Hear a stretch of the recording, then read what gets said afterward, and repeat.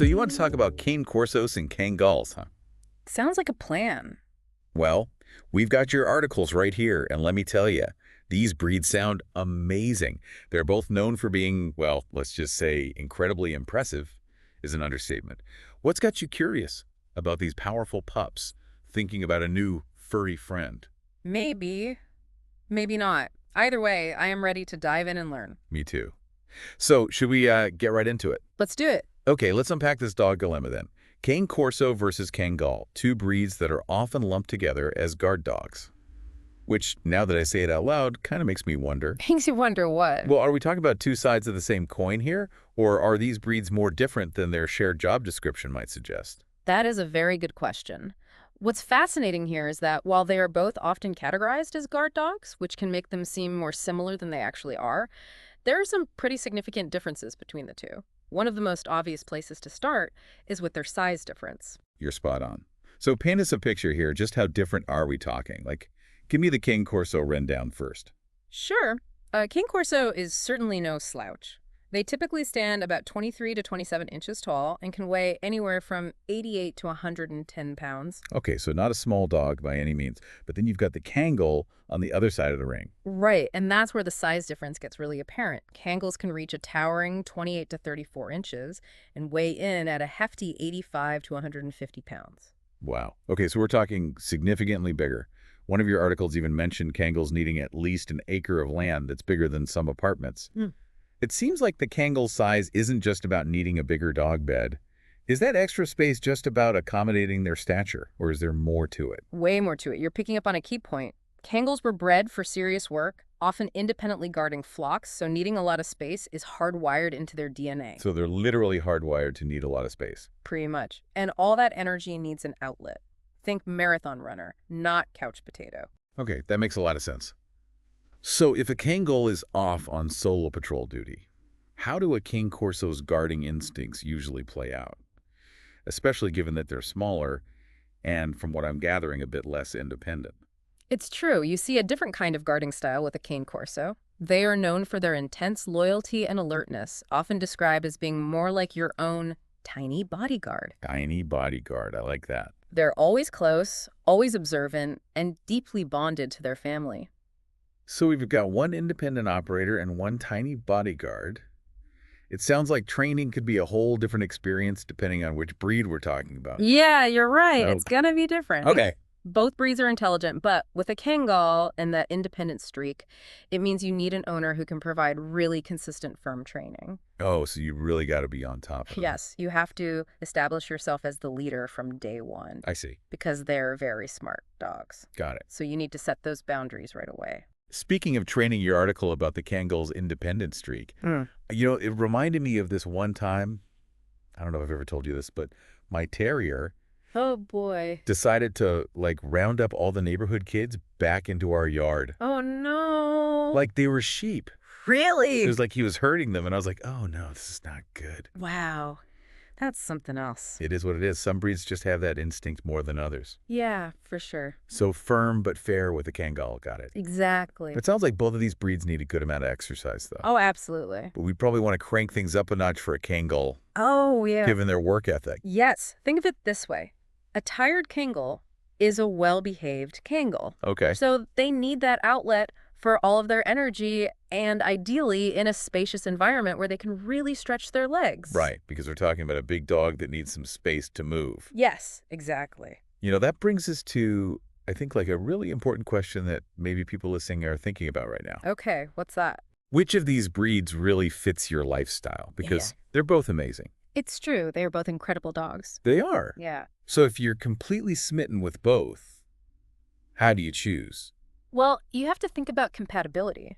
Okay. So picture this.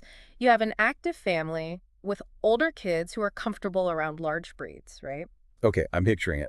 In that situation, a Cane Corso, with their loyalty and their protectiveness, could be the perfect fit. Totally. They thrive on being part of a pack. Right. But let's shift the scene. Okay, now you have someone with a lot of space, maybe even livestock, that needs a dedicated guardian. Okay, got it. In that case, a Kangal might be a much better match. Because they can handle it. Exactly. And they have that instinct to guard. Right. It's not about which breed is better. It's Oh. about which breed best suits your living situation, your experience level, and your ability to meet their specific needs. Yeah, you don't want to bring home a dog that's not going to thrive in the environment that you can provide. Right. And you were mentioning earlier all of the needs that these dogs have. And, it made me think about one of your articles. Yeah. Mentioned that both breeds can be prone to hip dysplasia. Yes, that's right. And Kangals are particularly susceptible to bloat, Yes, which is very serious. which would be life-threatening. Yes, it is. So that's something that, really stood out to me is like, okay, you really got to do your research. Absolutely, you have to be prepared. Because being aware of those breed-specific concerns, I think can save you a lot of heartache down the road. Absolutely. And speaking of responsible ownership, we can't forget about ethical breeders. Yes, that is such a good point and something I'm really glad that you brought up. Thank you. Because how can someone listening make sure that they're connecting with a breeder who prioritizes the health and well-being of their dogs? Like, what are some red flags? That is such a crucial part of this whole process. Right. A responsible breeder is going to welcome your questions. Okay. They should not be shying away from them at all. They should be transparent about health testing, Okay. eager to talk about their breeding practices, and genuinely invested in finding the right homes for their puppies. So it's almost like they're interviewing you as much as you're interviewing them. Yes, exactly. 100%. It's almost like finding a good doctor for your future pup. You could say that. Yeah. It's about building a relationship built on trust and a shared love for the breed. Don't be afraid to ask the tough questions like, what are the breed's specific health concerns? What kind of socialization and training is absolutely essential? A responsible breeder will see those questions not as challenges, but as a sign that you're a committed potential owner. That's a great way to think about it. You're not just like getting a dog, you're gaining a partner, welcoming a new member into your family.